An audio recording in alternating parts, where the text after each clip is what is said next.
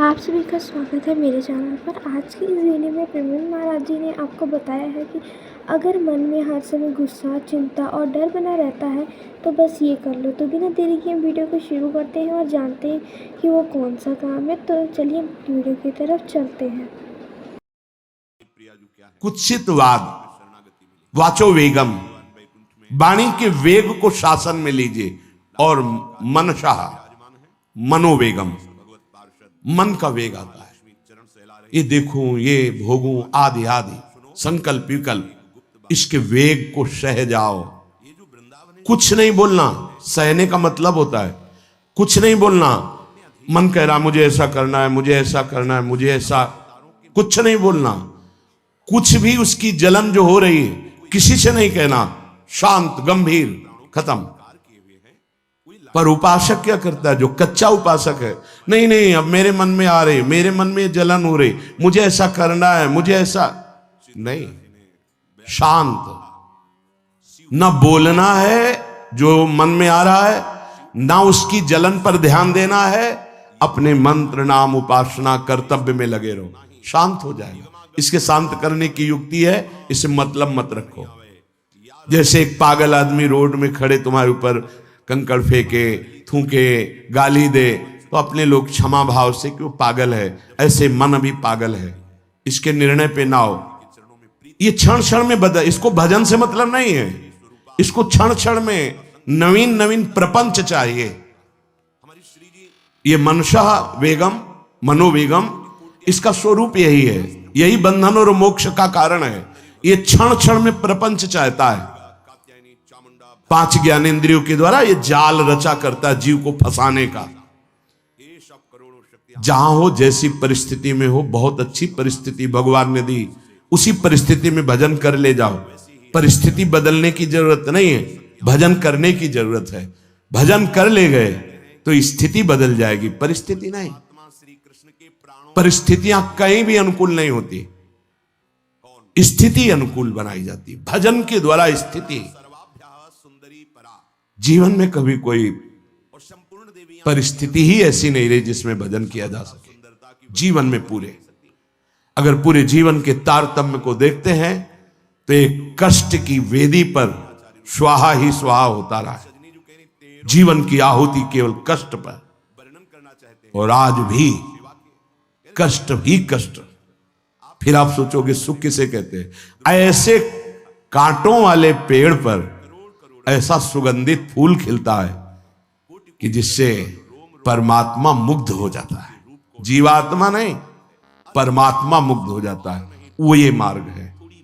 उस सुमन को लेकर वो अपने श्रृंगार में लगा लेते हैं। सुमन, सुंदर मन, ये कांटों पे खिलता है। जैसे गुलाब का फूल कांटों पे नहीं खिलता, हाँ ये कांटे हैं। हर द्वंद की पीड़ा को सहता हुआ जब उपासक आगे बढ़ता है तब सुमन खिलता है।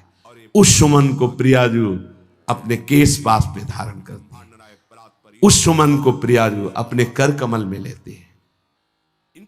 अगर आप सहना नहीं सीखे, मांगे बनी रही हृदय की, ऐसा हो तो भजन हो सकता है, ऐसा हो तो भजन, लिख लो आप। मन बहुत चंचल है, इसको हर समय नवम नवम नवम, जहां जैसी परिस्थिति उसी में भजन करके निकल चलो। गृहस्थ में हो, विरक्त में हो, गांव में हो, शहर में हो, जहां जैसी परिस्थिति, परिस्थिति बदलने की कोशिश मत करो, स्थिति बदलने की कोशिश करो। जिनको लगता है परिस्थिति बदल जाएगी तो भजन होने लगेगा, नहीं। भजन होने लगेगा तो किसी भी परिस्थिति में भजन होने लगेगा। भजन नहीं तो किसी भी परिस्थिति में नहीं होगा, पक्का समझ लीजिए। इसलिए मनोवेगम, ये जो मन का वेग आ रहा है, इसको आप सहना सीखो और प्रियाजू पर भरोसा रखो। उनको जैसी परिस्थिति देनी होगी दे देंगी ना, भरोसा रखो। अगर मांग मुख से निकाल दी तो अधूरापन साबित हो जाएगा कि हमको ये खाना पीना, ये हमको पहनना, ये ऐसी परिस्थिति, ये ऐसी छोड़ दो। जोई जोई प्यारो करे सोई मोहि भावे। शांत हो जाओ, मन के वेग को सह जाओ। क्रोध वेगम, महाप्रभु कह रहे कुत्सितवाद विकार है। समस्त विकारों में प्रधान विकार होता है काम। काम से ही क्रोध का प्रादुर्भाव होता है। क्रोध एक वृत्ति है जो आने जाने वाली, स्थायी कोई नहीं है।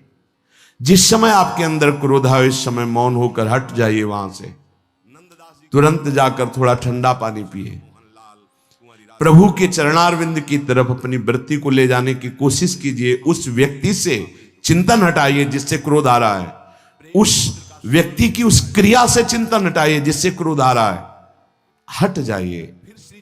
ये क्रोध का वेग अगर आता रहा तो भजन करने पर भी अनुभव नहीं हो पाएगा। एक बार अच्छे से क्रोध आ जाए, अंदर हृदय जल जाए, तो 1 महीने भजन के प्रभाव को रोक देता है पूज्य बाबा के उसमें। फिर आप अगर 12 बार साल में आ गया तो क्या अनुभव में आ गया। इसीलिए 20-20, 50-50 वर्ष हो रहे हैं, कुछ अनुभव में नहीं आ रहा। बहुत सावधान। क्रोध हमारा नाश करता है, किसी और का नहीं। हमारे भजन का, हमारे हृदय के आनंद का, हमारी वृत्ति का बड़ा हल्का स्वरूप हो जाता है क्रोधी पुरुष का। इसलिए क्रोध को सहना है, उसके वेग को सहना है। वाणी के वेग, मन के वेग और क्रोध के। अगर क्रोध के वेग को सह गए तो अगला है हिंसा का वेग। वो अपने आप सह जाओगे, क्योंकि क्रोध से ही हिंसा होती है। हिंसा का वेग, वाणी के द्वारा बहुत हिंसा होती है। ऐसे कठोर वचन बोल दिए जाते हैं जो हृदय को चुभते रहते हैं। बाहर का डंडा लगा है, पिटाई हुई तो 2-4 दिन में ठीक हो जाएगा, लेकिन हृदय में जब पिटाई की जाती है कठोर वचन के द्वारा, तो 10 साल बाद अगर दिखाई दे तो फिर ये वो बोला था, ऐसा बोला था, वो हृदय में घाव बना रहता है। वाणी का हिंसात्मक स्वरूप प्रायः क्रोधी जनों में ही पाया जाता है। अगर क्रोध वेग को सह गए तो वाणी के द्वारा हिंसा नहीं होगी, और मन के द्वारा मलिन हृदय में हिंसा का भाव होता है कि चलो हम वैष्णव में मारेंगे तो नहीं, पीटेंगे तो नहीं आपको, लेकिन भगवान तुम्हारा नाश करेंगे, भगवान बहुत जल्दी, ऐसा भाव मन में। ये भी हिंसा है शरीर के द्वारा, तो ना वाणी के द्वारा, ना मन के द्वारा, ना शरीर के द्वारा। क्यों? उसके हृदय में भगवान बैठे हैं, हमको उनको रिझाना है, हमें निर्दोष होकर भगवत प्राप्ति करनी है। ये हजारों दोषों की पंक्तियां यहां हैं। कोई कह दे हम निर्दोष हैं, हमें लगता है कि यही सबसे बड़ा दोष है। नहीं तो अंदर देखा जाए ना तो क्रम क्रम से धीरे धीरे निर्दोष हुआ जा रहा है प्रभु की कृपा से। कोई जन्म से निर्दोष नहीं होता, वो तो अवतार होते हैं भगवान के। एक पद में था, शरण जिसको ले ली हृदय से लगा, और विषय पंख से धीरे धीरे, क्रमशः विषय पंख से धीरे धीरे उसको हटाया। हित जो महाराज जी के लिए आया, हमारे हृदय को धीरे धीरे निर्विषय किया जा रहा है। और सहत सहत बाढ़े भगत ग्रहतन गुरु हितगार, इन दोनों का मिलान कर धीरे धीरे सहाते सहाते हमें निर्विषय किया जा रहा है। आचार्य चरण, इष्ट देव, गुरुदेव कर रहे, हमको राजी रहना है। जैसी परिस्थिति है, जैसी भी हमें गुरुदेव रख रहे हैं, इष्ट देव रख रहे हैं, हमें राजी रहना है। इससे क्या होगा कि हमारे अंदर क्रोध नहीं आएगा, गुस्सा नहीं आएगा। नहीं, ये इतना बेईमान मन है कि इष्ट देव पे भी गुस्सा कर सकता है, ये आचार्य पे भी गुस्सा कर सकता है, ये परम कृपालु गुरुदेव पर भी गुस्सा कर सकता है। क्रोध वेग सह गए तो वाणी और मन और शरीर के द्वारा जो हिंसा का वेग है उससे बच जाएंगे। फिर कह रहे हैं उदर वेगम, उदर वेग भूख। आप लोगों को तो हमें लगता है कि इस वेग को सहना ही नहीं पड़ता। ये जो विरक्त गंगा किनारे घूमने वाले हैं, इनको ज्यादा इस वेग को सहना पड़ता था, क्योंकि प्रायः कभी ऐसे शाम के समय पहुंचना होता, जब आप गंगा किनारे नहीं रुक सकते तो आश्रम। अब वहां पूछ लिया तो पूछ लिया, नहीं पूछ लिया तो राधे श्याम पढ़े। अगर कोई मंदिर मिल गया तो हम आश्रम आदि कोई खोजना ही नहीं, गांव में तो जाना ही नहीं है, क्योंकि नवीन अवस्था में कभी गांव में भिक्षा भी नहीं मांगी, आकाश वृत्ति का ही आश्रय लिया जो शास्त्र सम्मत। गांव में कभी पूरे जीवन में किसी गांव में किसी एक रात्रि किसी घर में कभी शयन नहीं। गांव के किनारे मंदिर मिला या कोई आश्रम संत जनों का, वहां भूख के वेग को जो सह जाए तो भजन में बहुत रुचि हो जाती, क्योंकि भजन से चित्त हटेगा तो भूख व्याकुल करेगी, और उसकी व्याकुलता से बचना है तो भजन में लगना पड़ेगा। और आपको सच्ची कहते हैं कि कई कई दिन भोजन न मिलने पर भी शरीर में गंगा जल के कारण कभी कमी महसूस नहीं हुई। जो दूध में पावर है उससे अधिक सामग्री गंगा जल में है।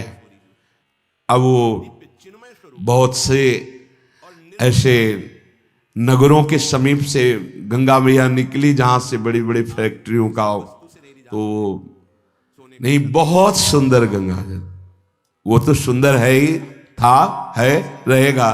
अपने लोग बड़े बड़े ऐसे नाले ऐसे जिससे वो भाव तो है पर वस्तु तत्व तो है, पर जो दृश्य है वो अब गड़बड़ हो रहा है। ऐसे यही बड़ा नाला गिर रहा है सामने जाके, अब वहां ऐसे रज लेके ऐसे लगाओ तो दुर्गंध युक्त निकलेगी, क्योंकि वो ऐसे देखो तो ऐसे पदार्थ बहते नजर आ रहे कि अब ये दुर्भाग्य ही है। मैं आशा करती हूँ कि आपको मेरी वीडियो अच्छी लगी होगी, तो इस वीडियो को प्लीज़ लाइक कर देना। चैनल पर नए हो तो चैनल को सब्सक्राइब कर देना। सब्सक्राइब के पास वाले बेल आइकन को प्लीज़ क्लिक कर देना ताकि मेरी न्यू वीडियो की नोटिफिकेशन सबसे पहले आप तक पहुँच पाए। और कमेंट बॉक्स में ज़रूर बताना कि आपको वीडियो कैसी लगी। Thank you everyone.